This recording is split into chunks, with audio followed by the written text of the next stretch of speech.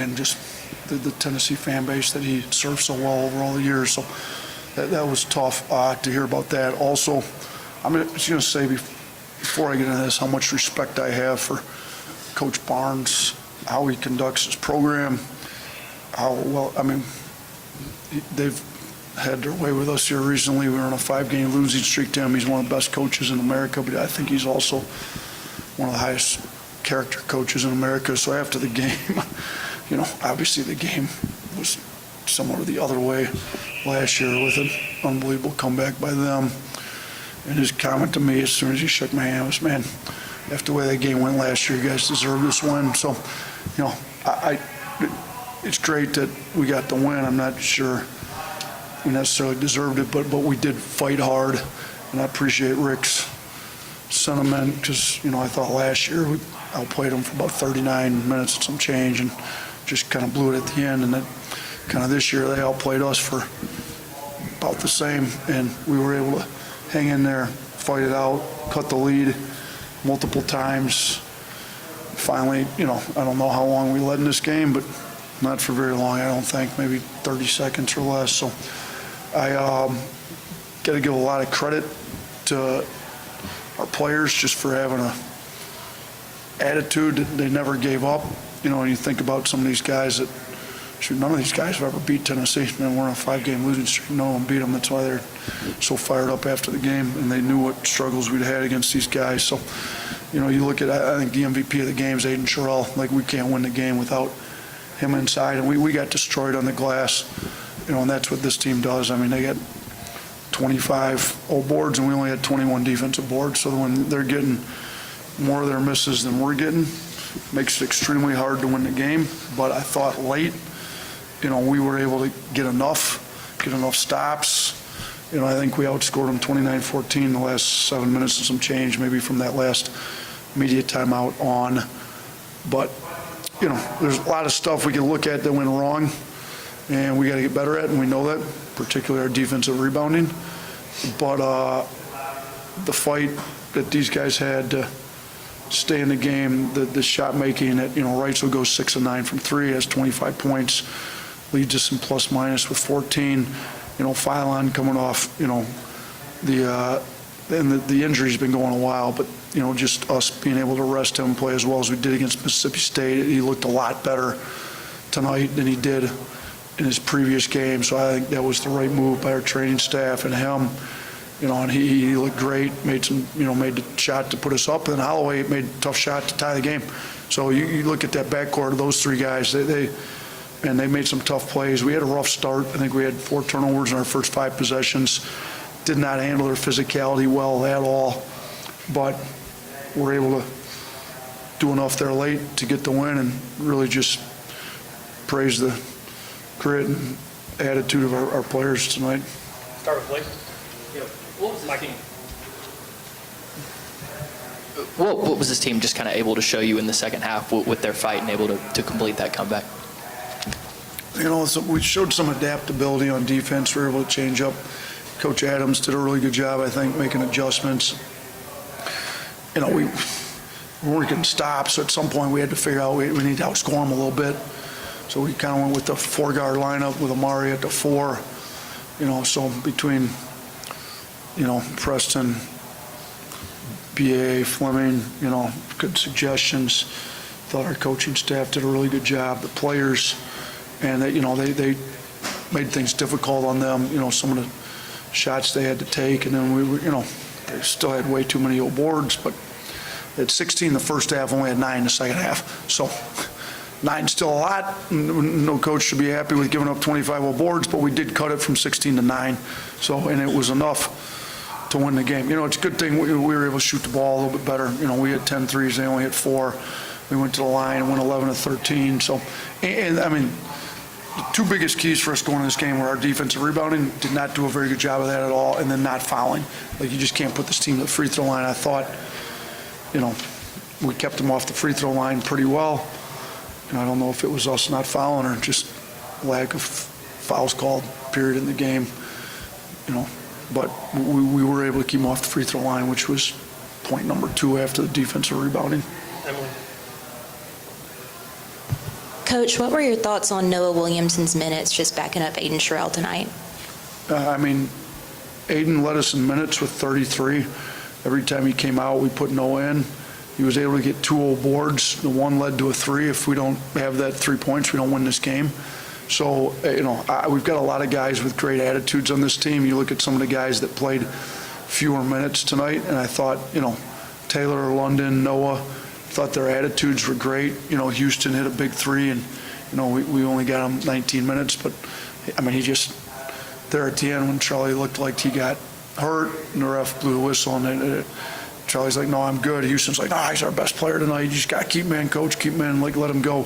So, the Mudita camaraderie, chemistry on this team is great. Noah's a big part of that. So, those 2 boards went a long ways, and then his defense in there, we needed him to spell Aiden. I think Aiden was our MVP tonight, and if he had to play 40, he probably can't get it done. So, the fact that Noah was able to give us 7 good minutes, and he was +1 in those 7 minutes. So, in a game that you win by 2, and he wasn't in there, kind of in those runs, it's hard to be positive in the plus minus, and he was.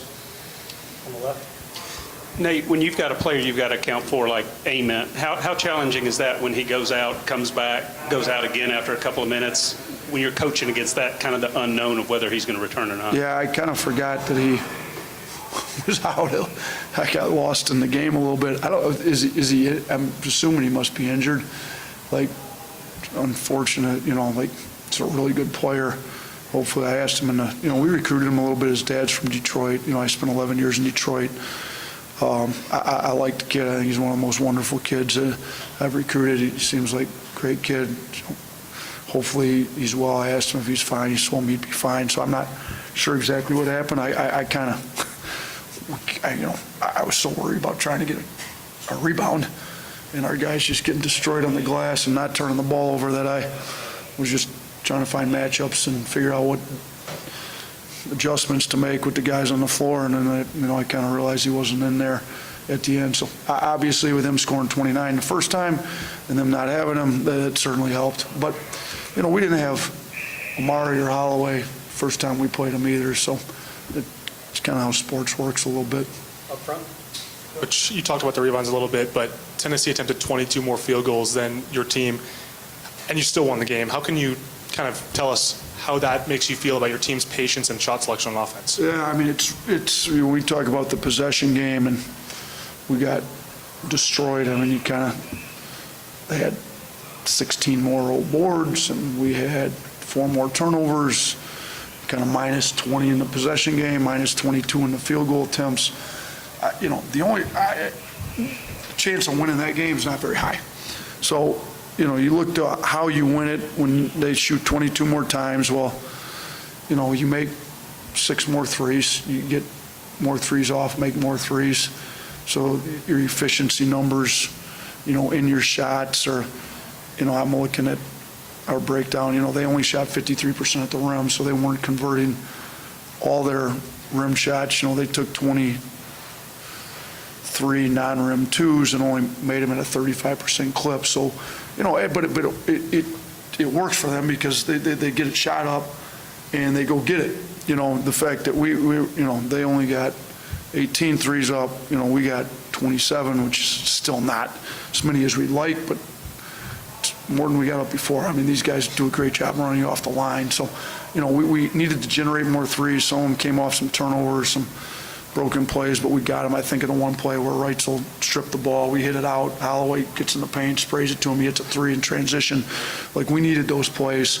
So, we were able to make more threes, make more free throws.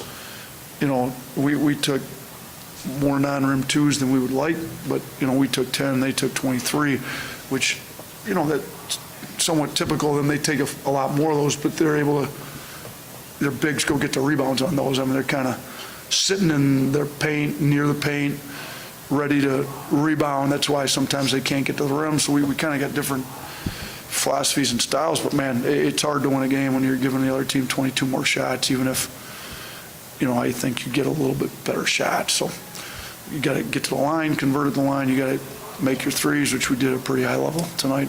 Last one, Blake. The game winner from Phylon, was that the design just for him to just go get the bucket? Yeah, I mean, when you got a player like him, sometimes you better off not trying to get too tricky as a coach. Try to get the matchup. You know, we knew they were going to switch. They've switched a lot. Try to get the matchup in the switch that we want. Give him some space and let him do what he does. He goes and gets buckets. He hits a tough bucket he hit. Holloway hit a tough one. You know, those two guys have made some pretty big baskets for us in some of our bigger wins this year. So, you know, and Reitzel's really coming into his own. So, really can't say enough about our backcourt. And then obviously Aiden Sherrill was huge for us. So, yeah, but the last play of the game, get the ball in his hands and let him make something happen. Thank you, Coach. Thanks, everyone.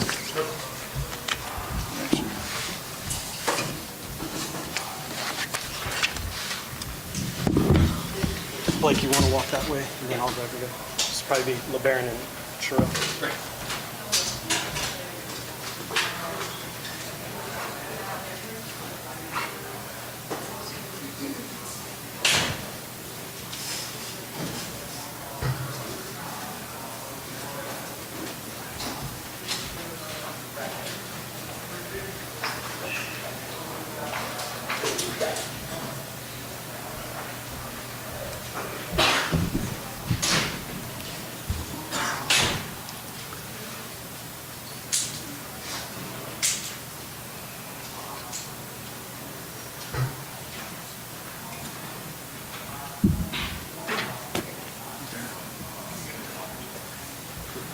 All right, Tennessee head coach Rick Barnes here. If you have any questions, please raise your hand. Wait for a mic.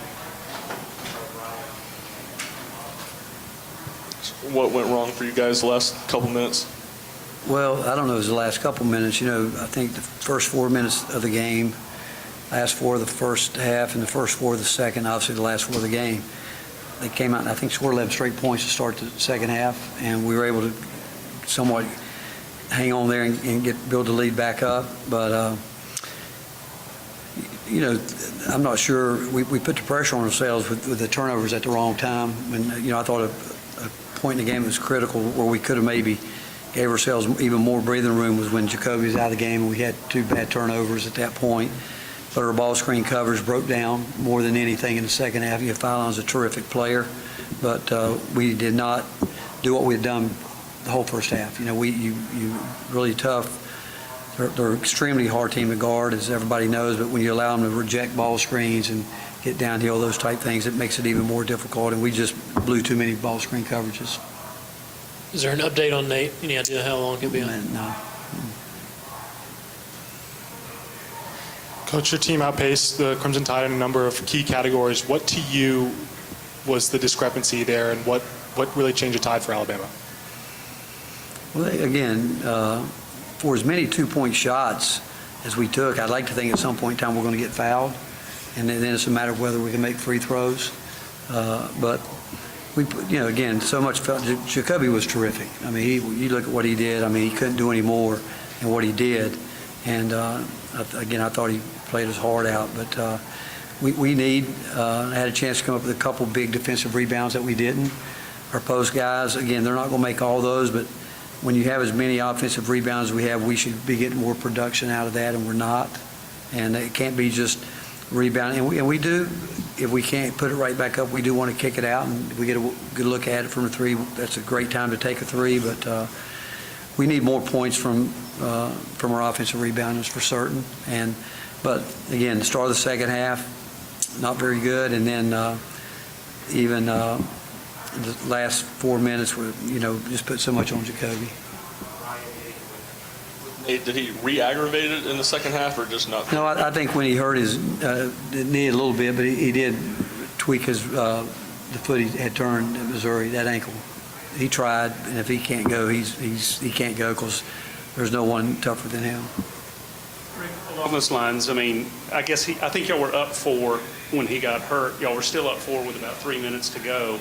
That's a long time without him, except for those first couple of minutes of the second half. Did you learn anything about your team without Nate?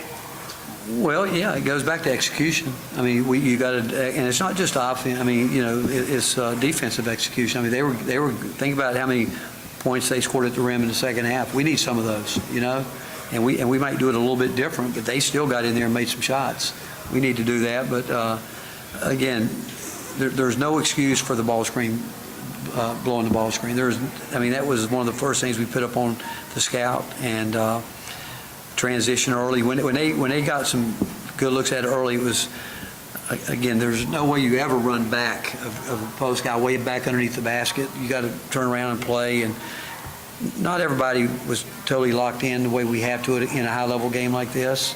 And we just, in the end, they made one more play than we did. And, we needed to get a stop. We couldn't. We needed to come up with a big rebound. We didn't. And then we needed to get a basket. I thought, again, we were going to take it hard to the basket there, and thought if we could get it on the glass, score it, or get an offensive rebound, but it didn't work our way.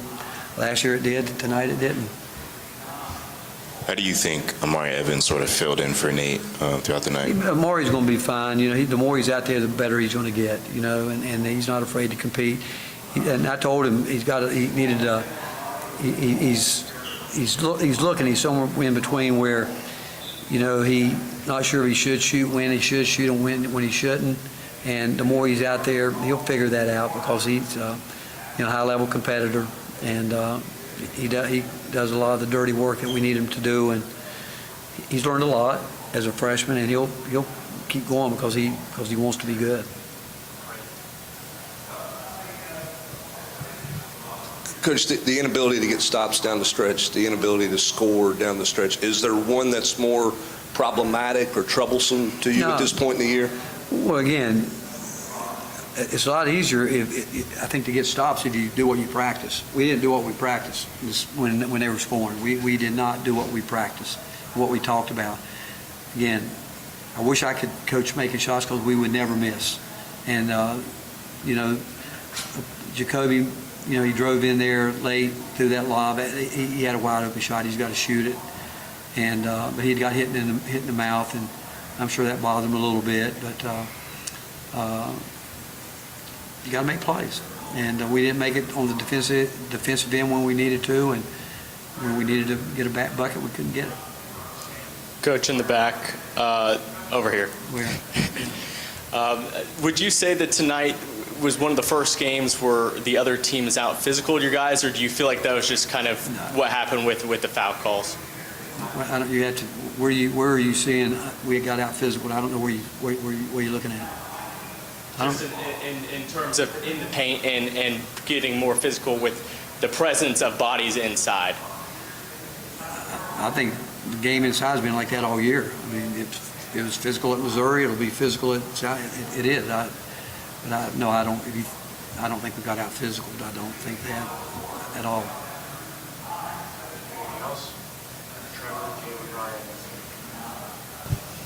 Do you see a disconnect anywhere to why at this point in the year the players aren't doing what you're practicing? Oh yeah, I mean, we don't practice throwing the ball out of bounds.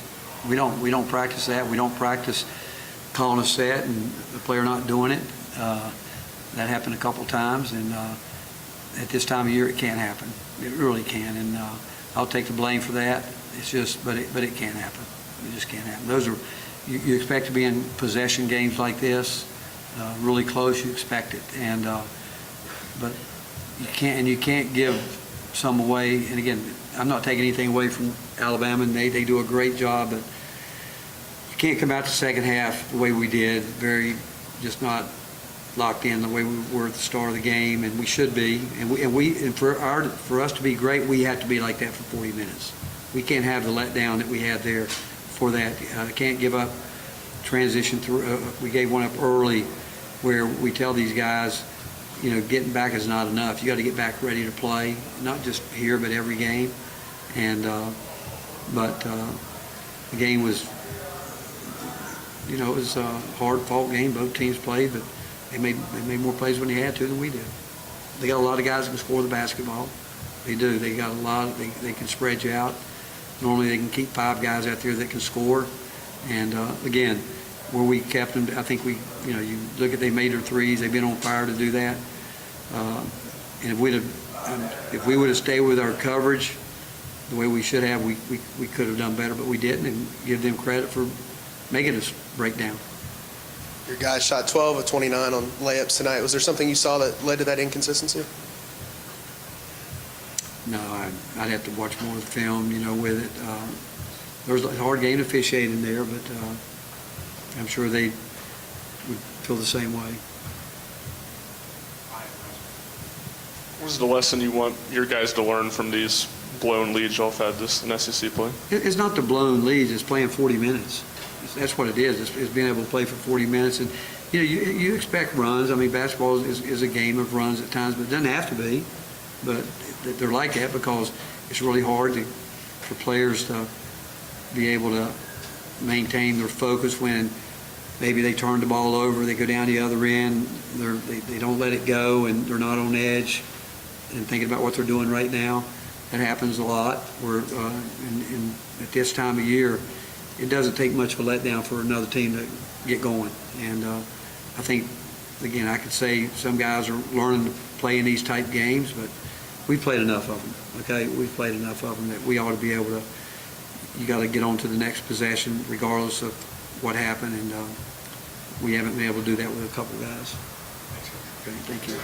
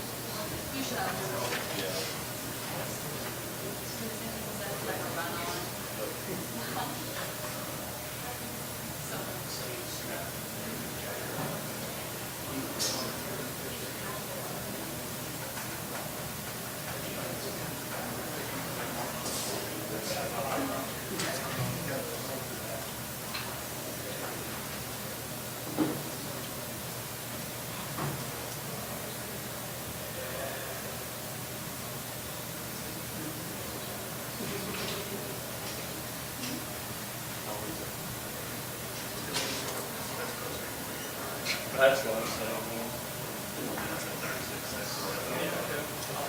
Great question.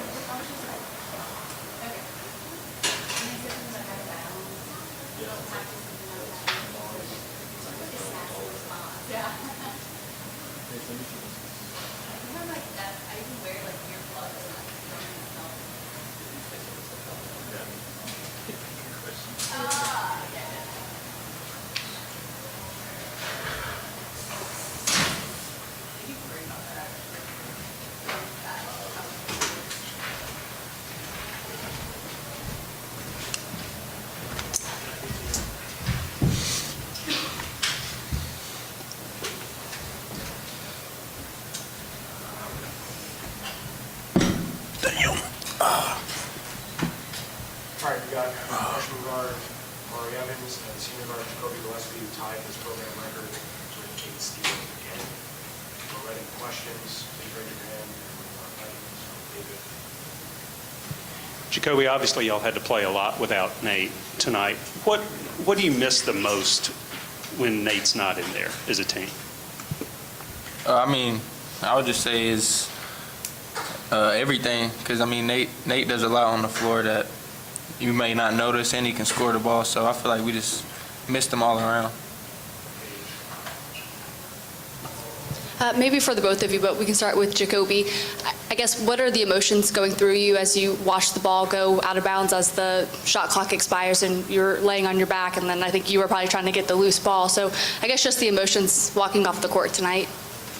Yeah, I mean, just disappointed, I would say. I mean, we was up 12 on them in the first half, and we gave up the lead again. So, yeah, I would say just disappointed. I would definitely say disappointed, because I feel like we gave one away for sure, and I feel like we didn't play to our highest capability, but they did what they were supposed to. Jacoby, kind of to that point of blowing another double-digit lead, what do you guys have to do for this to stop happening? I mean, we just got to meet the same way on defense like we was in the first half. I feel like they came out and scored 4 possessions in a row, and we can't let that happen. So yeah, I feel like that's what it is, really. Amari, you had 5 offensive rebounds tonight. What was working so well for you in your approach on the offensive glass? Just play hard for my teammates. Nate went down, so I feel like I got to rise to the occasion and do what my coaches need me to do. Jacoby, I think on that last play, you sort of slipped before you got back up. Can you just walk through what you saw in the final play? Yeah, I did. I slipped, and then I was able to get downhill, and I just missed a point-blank layup. So, yeah, I mean, I feel like I should have made it. Yeah, for both of you guys, Jacoby, if you want to start, what's the key to being a better 40-minute team? Well, I mean, not just blowing leads, but Coach was just in here talking about, you got to play with the same level of intensity for 40 minutes. What's the key for you guys as you get ready for tournament play to find that? Yeah, I mean, I think when we go up, just playing with the same intensity that got us the lead. I feel like when we go up, we start relaxing or maybe not playing as hard, and we just got to keep the same intensity for 40 minutes. You guys, what has to happen if Nate's not around Tuesday at South Carolina or Saturday against Vanderbilt? I mean, I feel like we got a lot of guys that can step up. He's one of them. A couple guys off the bench that can really step up and try to fill that role as best as we can. Did you feel like you had an increased workload, increased offensive pressure when Nate went down? No, I wouldn't say just increased offensive pressure. I mean, I feel like I had the ball in my hands a lot, but no, I wouldn't say nothing different really. The team has really had to do a lot of next man up mentality because of injury. I guess the bright spot would be the first half when Nate went down. You guys were able to maintain and kind of build on the lead. What do you like about the way the team was able to adjust and maybe kind of step up in that initial moment? It just shows that we got a lot of guys that can help us and do what we need to get a win. So we just got to keep it going for 40 minutes next time. Anything else?